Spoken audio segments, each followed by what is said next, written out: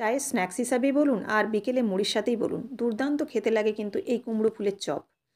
অনেকে আবার এটাকে কুমড়ো ফুলের বড়াও বলেন, কেউ আবার বলেন কুমড়ো ফুলের পাকোড়া। তো চলুন এই কুমড়ো ফুলের পাকোড়ার রেসিপি আজকে আপনাদের সাথে আমি শেয়ার করব। নমস্কার বন্ধুরা, মিক্স ফিউশন সোমার পাকশালায় আপনাদের সবাইকে স্বাগত। তো এই কুমড়ো ফুলের পাকোড়া খুবই একটি সহজ রেসিপি, খুব তাড়াতাড়ি কিন্তু হয়ে যায়। উপরটা যেমন একবারে মুচমুচে এবং ক্রিস্পি হবে, ভেতরটা কিন্তু ততটাই টেস্টি এবং অসাধারণ একটা ফ্লেভার থাকবে ভেতরে। তো আমি যেভাবে বানাচ্ছি ঠিক যদি সেভাবে বানান তাহলে কিন্তু খেতে দুর্দান্ত হবে। তো এবার দেখুন এখানে আমি বেশ কিছু কুমড়ো ফুল নিয়ে নিয়েছি। এখানে 6 থেকে 7টা কুমড়ো ফুল আমি পেয়েছি, তাই এখানে 7 পিসের মতো আমি এখানে কুমড়োর বড়া বা চপ বানাবো। তো এগুলো আধ ঘন্টা বা 1 ঘন্টা থাকার পরে এরকম কিন্তু মুদে যায়, খুব একটা কিন্তু বেশিক্ষণ পর্যন্ত ওরকম খোলা থাকে না পাপড়িগুলো। এবার দেখুন এগুলোকে আমি এই যে নিচের দিকে যে পাপড়ির মতো সবুজ পাপড়ির মতো অংশগুলো আছে সেগুলো ফেলে দিচ্ছি, আর ভেতরের থেকে যে একটা ডুমের মতো জিনিস আছে ওটাকেও ফেলে দিলাম। অনেকে বোটা শুদ্ধ করেন, বোটা শুদ্ধ করলে কিন্তু এই শক্ত অংশটা ভেতরের থেকে যায় অনেকটাই। তো আমি বোটা শুদ্ধ করছি না, আপনারা যদি বোটা শুদ্ধ করতে চান করতে পারেন, কিন্তু আমি এই শক্ত অংশটাকে পুরোপুরি ফেলে দিচ্ছি। শুধু এই ফুলটা দিয়েই আমি কিন্তু এই পাকোড়াগুলো বানাবো। তো এবার এইভাবে কিন্তু প্রত্যেকটার আমি দেখুন ভেতর থেকে বের করে নিলাম যে ফুল মতো একটা জিনিস আছে, আর এখানটা একটু নখ দিয়ে চেপে দিলে কিন্তু পুরোটাই একদম ভেতর থেকে বেরিয়ে চলে আসবে। ব্যাস, খুবই ইজি। এরকমভাবে আমি প্রত্যেকটাই কিন্তু একদম রেডি করে নিলাম। এবার এগুলোকে আলতো হাতে ধুয়ে নিতে হবে, খুব সাবধানে। খুব একটা কিন্তু হাত দিয়ে কিন্তু চটকানো যাবে না, কোনো কিছুই করা যাবে না, শুধুমাত্র জল দিয়ে আস্তে আস্তে করে তুলে নিতে হবে, নইলে কিন্তু এই ফুলের এগুলো গোটা থাকবে না, ছিঁড়ে যাবে। এদিকে একটা আমি ব্যাটার বানিয়ে নিচ্ছি। এখানে 1 কাপ আমি বেসন দিচ্ছি ছোটো কাপের, তার সঙ্গে আমি দিয়ে দিচ্ছি 2 চামচের মতো চালগুঁড়ি, বড় চামচের। চালগুঁড়িটা দিলে কিন্তু খুবই মুচমুচে হবে। দিয়ে দিচ্ছি খুব সামান্য লবণ। লবণটা আপনারা আপনাদের পরিমাণ মতো দেবেন। আর দিয়ে দিচ্ছি এখানে খুব সামান্য চিলি ফ্লেক্স, হালকা একটা ঝাল ভাব থাকবে। সঙ্গে আদা রসুন বাটা, এই যে বললাম না দারুণ একটা ফ্লেভার থাকবে, এই আদা রসুন বাটাটা কিন্তু অবশ্যই দিতে হবে। যারা নিরামিষ খাবেন তারা শুধু আদা বাটা ব্যবহার করবেন, আর যারা রসুনটা দিয়ে খাবেন তারা কিন্তু অসাধারণ একটা টেস্ট পাবেন।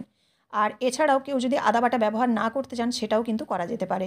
শুধুমাত্র এই বেসন চালগুঁড়ি দিয়েও কিন্তু এরকম শুকনো মশলা দিয়ে কিন্তু এই ব্যাটারটা বানিয়ে নেওয়া যেতে পারে। তবে বলবো আদা রসুনটা দিলে কিন্তু দারুণ টেস্ট হয়। আপনারা আপনাদের মতো করে এই আদা রসুনটা ব্যবহার করবেন আপনাদের ইচ্ছে মতো।